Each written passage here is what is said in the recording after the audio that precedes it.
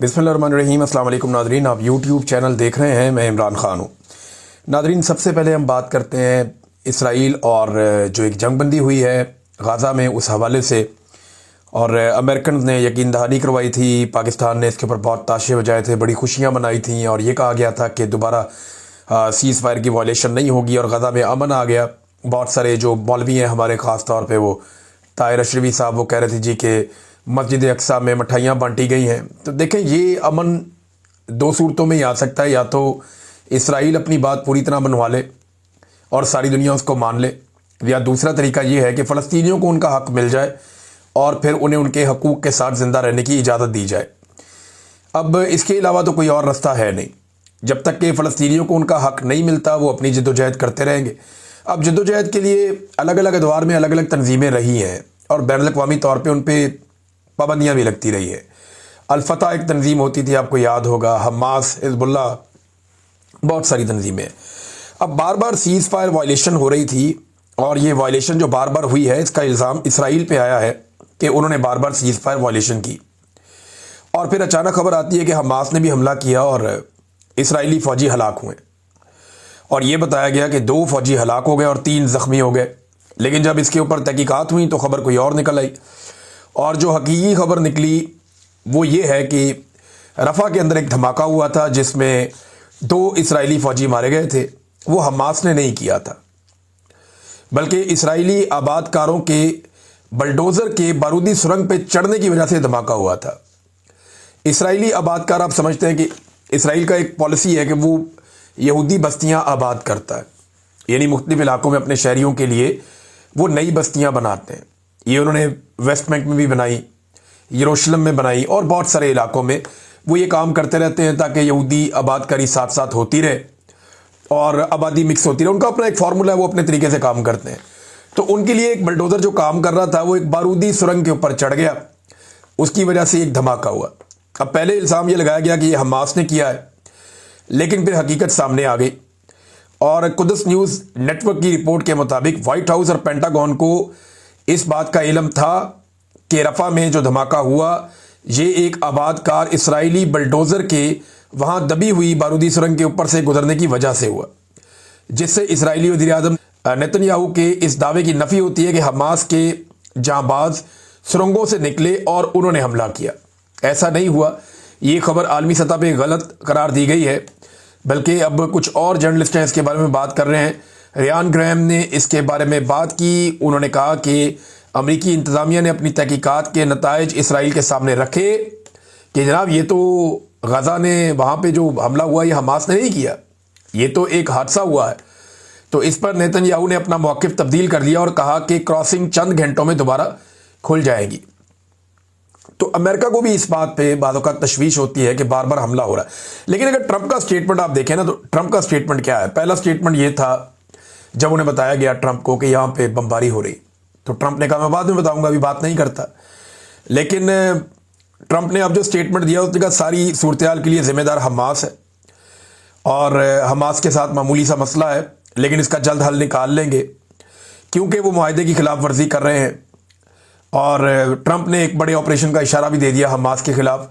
और ट्रंप बार बार ये कह चुके हैं ये काम अमरीकी फ़ौजी नहीं करेंगे, बल्कि दर्जन भर उन ममालिक के फ़ौजी करेंगे या वो लोग करेंगे जिनको अमन मुआहदे के तहत वहाँ पहुँचाया जाएगा गाज़ा में। यानी ट्रंप का ये मानना है कि जो गैर मुल्की फ़ौजें वहाँ पे आएंगी गाज़ा में, वो हमास को कंट्रोल करेंगी और इसराइल के लिए हालात पहले से बेहतर रह जाएंगे। यूरोपीय यूनियन ने जो स्टेटमेंट दिया, या उनकी जो यूरोपीय यूनियन की तर्जुमान है, उनका जो स्टेटमेंट है वो बहुत इंपॉर्टेंट है।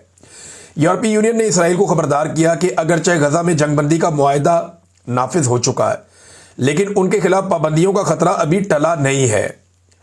गज़ा जंगबंदी के मकासद हासिल ना हुए तो इसराइल पर पाबंदी लगा सकते हैं, ये यूरोपीय यूनियन ने कहा है।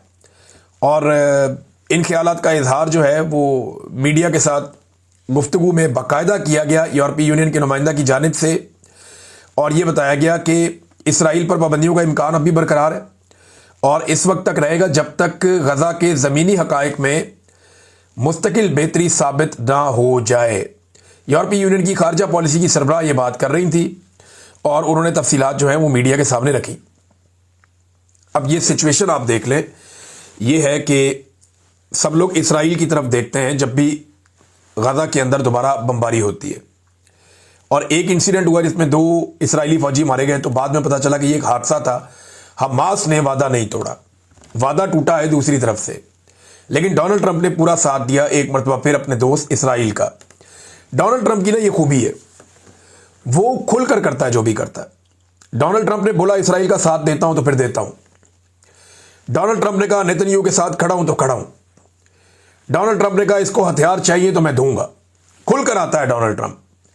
लेकिन हमारे जो हुक्मरान हैं, मैं अपने हुक्मरानों की बात कर लेता हूं पाकिस्तान से, फील्ड मार्शल आसिम मुनीर या शहबाज शरीफ, ये खुलकर नहीं आते। ये नहीं है किसी जगह कोई बात करते हैं, किसी जगह कोई बात करते हैं। कभी ये बात करते हैं कि फलस्तीन के अंदर हम अमन लेकर आना चाहते हैं, गजा के अंदर जंगबंदी करवाना चाहते हैं, अब जंगबंदी की खिलाफवर्जी हो रही है, ये बात ही नहीं कर रहे। ट्रंप इसराइल का खुलकर साथ दे रहा है इन मामलात में। लेकिन क्या हमारी हुकूमत या हुक्मरान फलस्तीनियों का जो दोबारा कत्लेआम हुआ उसके ऊपर खुलकर साथ दे रहा? नहीं दे रहा। अब ये कत्लेआम के ऊपर तो इनके लिए प्रॉब्लम नहीं है, तो पाकिस्तान के अंदर भी कत्लेआम कर दिया और पूरे पाकिस्तान ने होता हुआ भी देख लिया। पाकिस्तानियों के वैसे ही बहुत दिल दुखे हुए, जब दिल करता है जिसको मर्जी कत्लेआम कर देते हैं। थोड़े दिन पहले नाज़रीन आप एक वीडियो देख रहे थे, DGI-SPR फरमा रहे थे पेशावर जाके, जहां वो इस्लामाबाद से अपने साथ सहाफ़ियों को लेकर गए, ज़ाती सहाफ़ियों को इस्लामाबाद से ले जाया गया, ना कि पेशावर के सहाफ़ियों से जो वहां पे मुतासिर हैं उनसे सवालात लिए जाते। लेकिन इस्लामाबाद से सहाफ़ी ले जाए गए, वहां पे जाके कुछ पैगामात देने की कोशिश की गई, तो हमने देखा कि मुज़ाकरात के सख्त खिलाफ थे DGI-SPR, बल्कि उन्होंने ग़ज़वा बदर का हवाला भी दे दिया। आर्मी चीफ भी कुरानी हवाले देते रहते हैं कुरान पाक से।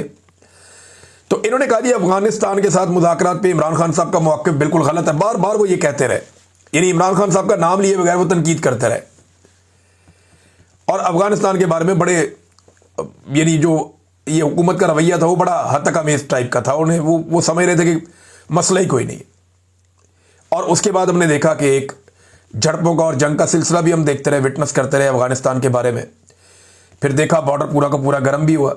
लेकिन chief of staff committee general Sahir Shamshad साहब ने खिताब किया है, उसमें मौक़िफ़ कुछ और आ गया।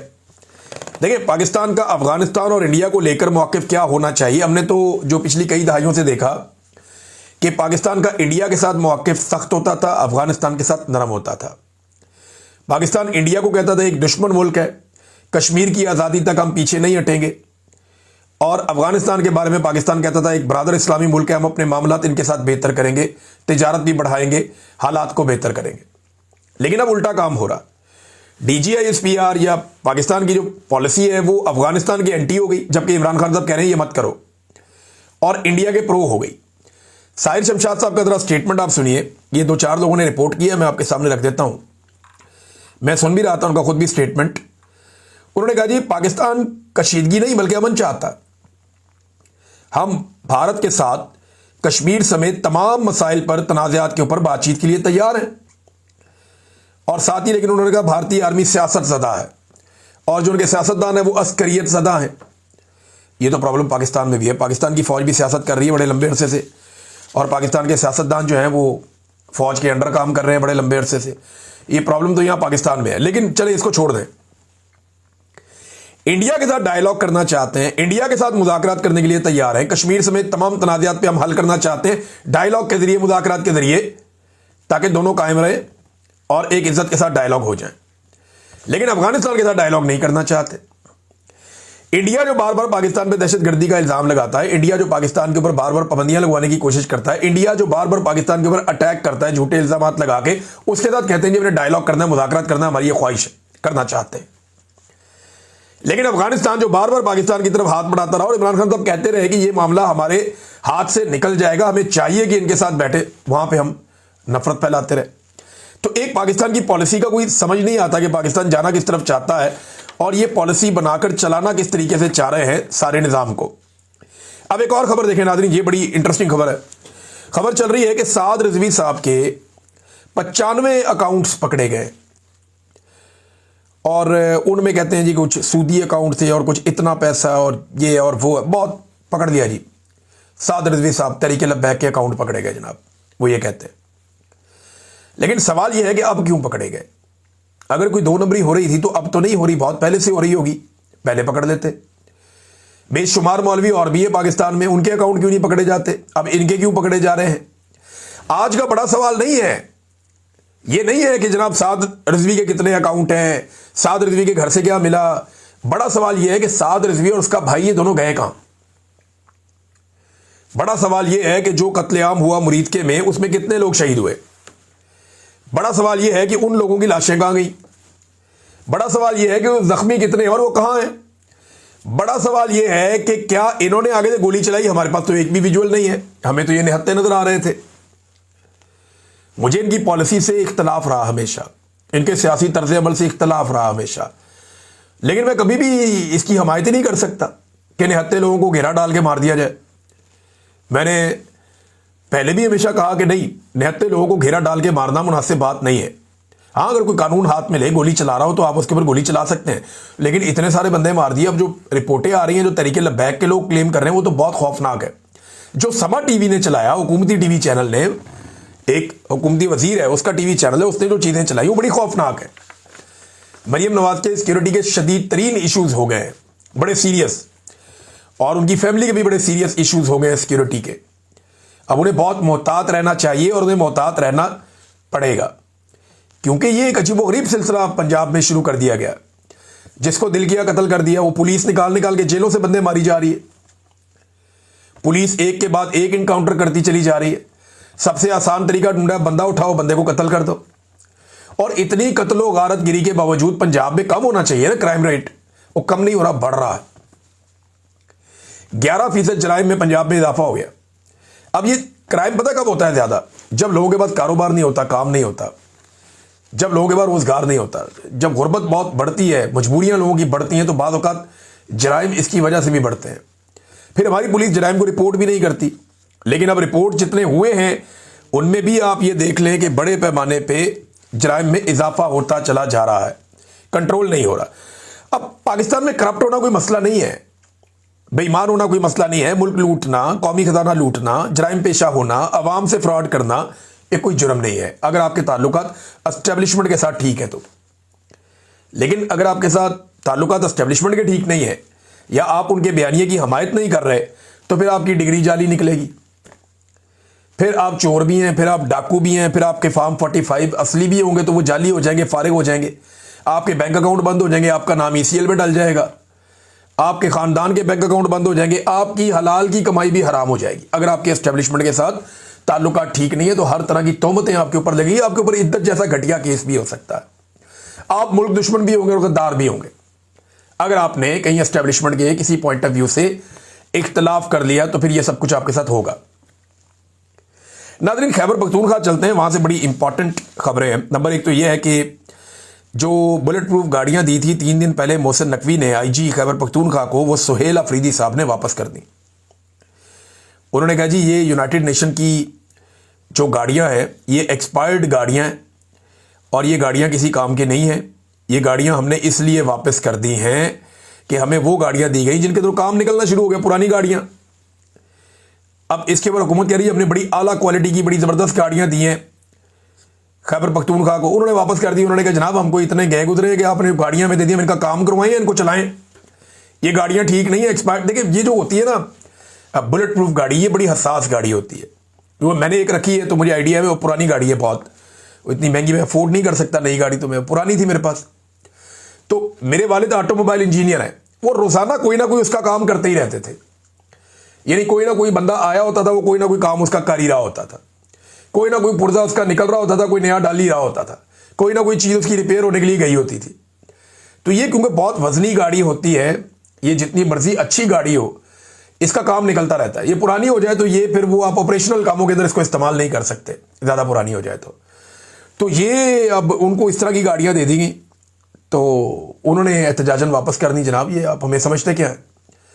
तो उन्होंने जो खैबर पख्तूनख्वा के चीफ मिनिस्टर सुहेल अफरीदी उन्होंने वापस कर दी, और साथ ही उन्होंने ऐलान किया कि जुमे को वो 4 सद्दा में जा रहे हैं, हफ्ते को खैबर एजेंसी में जा रहे हैं कन्वेंशंस करने के लिए, और एतवार को करक में जा रहे हैं कन्वेंशंस करने के लिए, और जरगा का अलग से ऐलान किया हुआ है सुहेल अफरीदी ने। तो ये बड़ी एक्टिविटीज़ हैं जो होने जा रही हैं खैबर पख्तूनख्वा में, अब ये कोई इतनी एस्टेब्लिशमेंट को पसंद नहीं आएगी। और उनके ऊपर सुहेल अफरीदी पे एक प्रोपेगेंडा ये किया जा रहा है कि वो कोई लॉ एंड ऑर्डर की मीटिंग थी जिसमें उसने शमूलियत नहीं की तो उसने बड़ा जुल्म किया। तो सुहेल अफरीदी ने बताया कि जनाब ये लॉ एंड ऑर्डर की नहीं थी मीटिंग, बल्कि ये जो मीटिंग थी ये दो चीज़ों पे थी, वो दोनों चीज़ें उन्होंने बताई। एक तो मीटिंग जो थी वो फूड सिक्योरिटी पे थी और दूसरा अफगान मुहाजिरीन पे थी। इसमें लॉ एंड ऑर्डर का मसला नहीं था। और वैसे भी जुनैद अकबर ने कहा कि जी आप जितनी मर्जी मरतबा बुलाएं हम नहीं जाएंगे जब तक कि इमरान खान की मुलाकात सुहेल अफरीदी से नहीं करवाई जाएगी। बल्कि उन्होंने ये भी बताया जुनैद अकबर ने कि इमरान खान को जब ये बताया गया कि अली अमीन गंडापुर के मुताबिक कोई 22 बंदे ऐसे हैं जो एस्टेब्लिशमेंट को एफिडेविट दे चुके हैं बयान हल्फी कि जनाब जब आप कहेंगे जहां कहेंगे हम वोट डाल देंगे, तो ये जो 22 बंदे हैं ये हमारे हाथ से निकल जाएंगे। इन्हीं 22 बंदों का दबाव डाल के अली अमीन गंडापुर ने सेनेट के इलेक्शन में अरकान को कहा था कि जी इसको नहीं ले सकते, हमारे 22 बंदे बिके हुए हैं, बिला मुकाबला करवा लो। मुकाबला हो गया तो बढ़ जाएंगे। तो इमरान खान साहब को जब ये बात बताई गई कि जनाब अगर वज़ीर आला चेंज किया तो ये 22 बंदे जो है एस्टेब्लिशमेंट ने कंट्रोल कर लिए तो फिर हमारी हुकूमत नहीं रहेगी। तो इमरान खान साहब का जवाब क्या था ये ज़रा सुन लें कि इमरान खान ने कहा कि मुझे कोई परवाह नहीं है, हुकूमत जाती है तो जाए, कम से कम इन 22 बंदों से हमारी जान छूट जाएगी, हुकूमत की खैर है। ये है जनाब इमरान खान। उसे जेल में बैठ के इस बात की फिक्र ही नहीं है कि हुकूमत जाती है तो जाए। वो कहता 22 बंदे अगर फ्रॉड करेंगे तो खुद ही भुगतेंगे। एक बंदा भी नहीं मुकरा, एक बंदा लकीर के उस तरफ नहीं गया। ये हालात है नादरीन खैबर पख्तूनख्वा में। एक और चीज़ नादरीन मैं आपके साथ शेयर करता हूँ। एक रोला डाला गया था कि सुहेल अफरीदी के पीछे कायद-ए-आज़म मोहम्मद अली जिन्ना का फोटो नहीं है और कायद-ए-आज़म का फोटो क्यों हटाया इसका रोला डाला गया था। लेकिन जिन लोगों ने ये शोर मचाया था ना, उन्होंने उस वक्त ये शोर नहीं मचाया जब अखबारात के अंदर फौजी अफसरान की तस्वीरें लग रही थी 14 अगस्त पे, सियासतदानों की लग रही थी और कायद-ए-आज़म जो बानी पाकिस्तान है उनकी नहीं लग रही थी। किसी ने शोर नहीं मचाया। लेकिन सुहेल अफरीदी के पीछे लगी हुई थी, वो उस फ्रेम से बाहर चली गई तो बहुत रोला डाला गया। अब जनाब सोशल मीडिया ने रोजाना ही काम पकड़ लिया है। जरदारी अपने दफ्तर में बैठे, शहबाज शरीफ बैठे, मरियम, बिलावल, मुराद, कोई भी बैठे अपने अपने ऑफिस में, तो मुराद अली शाह बैठे कोई भी, तो वो तस्वीर निकाल के लगा देते हैं जनाब इस तस्वीर में कहाँ है कायद-ए-आज़म।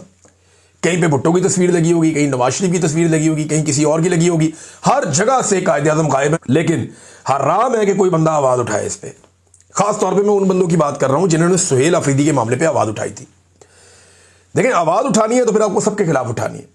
जो चीज एक ने गलत की वो सब ने गलत की। लेकिन वहां पे एक तस्वीर लगी हुई थी और दूसरे एंगल से जब एक फोटो सामने आया, वीडियो, तो पता चल गया कि तस्वीर तो लगी हुई है।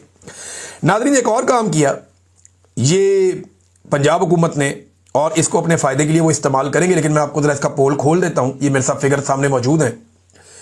पंजाब हुकूमत ने बड़ी महंगी गाड़ियां जनाब तैयार कर ली और ये गाड़ियां मंगवा ली और खड़ी कर दी लाइन में। ये 15 गाड़ियां हैं और इनको एंटी स्मोक व्हीकल्स कह सकते हैं या एंटी स्मोक गन का आप इसका नाम दे सकते हैं। इन गाड़ियों के ऊपर ना वो लगे होते हैं वाटर बाउजर्स और पीछे गन लगी होती है जिसके जरिए से पानी की बूंदें हवा में छोड़ी जाती हैं बहुत तेज और बहुत फैला के छोड़ी जाती है। तो फुहार नहीं होती, इस तरह छोड़ी जाती है, पानी की फुहार छोड़ी जाती है हवा के अंदर। ये जो स्मोक होती है ना, इसके पार्टिकल उसके साथ चिपक जाते हैं और जमीन पे जाके बैठ जाते हैं। ये हवा से जितना ऊपर चली जाए वहां तक ये कंट्रोल कर देती है और वक्ती तौर पे जहां से ये गुजरती है वहां पे थोड़ी देर के लिए स्मोक कम हो जाती है। ये 15 गाड़ियां लाके दिखावा किया गया जनाब, हमने बहुत बड़ा कारनामा कर दिया। ये 15 गाड़ियां लाहौर का एक टाउन भी नहीं, एक इलाका भी नहीं, एक यूनियन काउंसिल भी नहीं संभाल सकती। 15 गाड़ियां लाहौर का एक यूनियन काउंसिल कंट्रोल नहीं कर सकती। तो लाहौर के अंदर एक एक टाउन में कितने कितने यूनियन काउंसिल्स हैं और टोटल 7 टाउन्स हैं लाहौर में जो मैंने लास्ट पढ़ा था। इतना बड़ा शहर है कि एक यूनियन काउंसिल को कंट्रोल कर नहीं सकती ये गाड़ियां 15, और इन्होंने लाके पूरे शहर के लिए दे दी हैं। ये 150 गाड़ियों की बजाय 500 गाड़ियां भी रहे ना फिर भी नहीं हो सकता लाहौर में स्मोक का कंट्रोल। और पैसे कौम के ज़ाया कर रहे हैं सिर्फ अपनी इश्तिहारबाजी के चक्कर में। ये हो सकता है कि स्कूल के बाहर खड़ा कर दें या वज़ीर आला के दफ्तर के बाहर लगा लेंगे भी यहाँ पे पोल्यूशन नहीं होनी चाहिए, इसको फेंकते रहो फुहार को, स्मोक नीचे गिरती रहे। या एक कोई असेंबली के बाहर कर दो या कोई एक हाई कोर्ट के बाहर कर दो, थोड़ा सा वहां पे जरा थोड़ा माहौल बन जाए, सफाई सुथराई हो जाए। लेकिन देखिए इसमें चंद चीजें, एक तो इसमें लेबर लगती है, इसमें पानी बहुत ज्यादा ज़ाया होता है। आपके पास पानी की पहले किल्लत है, आप ये कर लें, पानी इसमें ज़ाया होता है, लेबर लगती है, पैसा लगता है। तो आपका पैसा तो बहुत लगेगा ये काम करने, इसको चलाने के लिए भी पैसा होता है, इसको खरीदने के लिए भी पैसा होता है। लेकिन क्या ये काम करता है? ये मॉडल पहले अपनाया गया था दिल्ली में, इंडिया में। वहां बहुत सीरियस इशू है पोल्यूशन का। दिल्ली ने इसके ऊपर चंद सालों से काम किया और उन्होंने बहुत सारी जगहों पे ये लगाए। उनकी बेशतर मशीनें खराब हो गई और उनके पास नतीजा ये है कि इसको कामयाब नहीं करार दिया जा सकता वहां पे। यानी अभी मैंने खोला, ये मैं एयर क्वालिटी इंडेक्स निकाल के मैंने इसको रिसर्च कर लिया। दिल्ली में जो इस वक्त एयर क्वालिटी इंडेक्स है वो 590 और खतरनाक हद तक ज्यादा है। दूसरा शहर लाहौर है, तीसरा कोलकाता है, चौथा जो है वो ताशकंद है उज्बेकिस्तान का, पांचवा मुंबई है, छठा कराची है। तो हमारे शहरों की तो बेड़े ही गर्क है और हमारे शहर जो खतरनाक हद तक जो है वो अनहेल्दी है रहने के लिए। अब क्या ये जो गन्स हैं या एंटी स्मोक गन्स, ये जब दिल्ली में काम नहीं कर रही, वो आज भी दुनिया में पोल्यूशन में नंबर 1 शहर है, तो पाकिस्तान में कैसे काम करेंगी? ये सिर्फ एक दिखावा है, दिखाने के लिए लेकर आए। जितनी देर इसको चलाएंगे उतनी देर के लिए थोड़ा सा ये माहौल बनेगा। इसको बंद करेंगे 2 घंटे के बाद वही सिचुएशन होगी। कोई फर्क नहीं पड़ता इससे। इसका फर्क पड़ेगा जब तक आप पॉलिसी को तब्दील नहीं करेंगे। आपको बहुत बड़े पैमाने पे प्लांटेशन करनी चाहिए। आपको जितनी भी जहरीली गैसें छोड़ने वाले आपके छोटे बड़े यूनिट्स हैं उन सबको बंद करना चाहिए। पाकिस्तान में सख्त कवानीन बनाकर उनको अप्लाई करना चाहिए। ये बरतानिया में लोग बताते हैं कि पहले बहुत ज्यादा स्मोक होती थी, बड़े बुरे हालात होते थे, और आज बेहतरीन है। किसी जगह पे जरा भी प्रॉब्लम नहीं है, बिल्कुल हेल्दी यहाँ पे एयर है। पूरी दुनिया के अंदर और बहुत सारी जगहों में बड़ी जबरदस्त है। पाकिस्तान में कई इलाके हैं जहां पे हवा बहुत अच्छी है। तो आपको यह देखना पड़ेगा कि आपने कौन से इकदामात लेने हैं और ये फौरी तौर पे हो नहीं सकता। बहरहाल दिखावा है, शुरू तो इन्होंने कर दिया है, पैसा कौम का ज़ाया करते जा रहे हैं, क्योंकि इनके ऊपर भी ये मरियम नवाज के फोटो चिपका देंगे और क्या करेंगे। फोटो गर्दी के अलावा इनको आता ही क्या है। अब तक के लिए इतना ही। अपना ख्याल रखिएगा, अपने चैनल का भी। अल्लाह हाफिज़।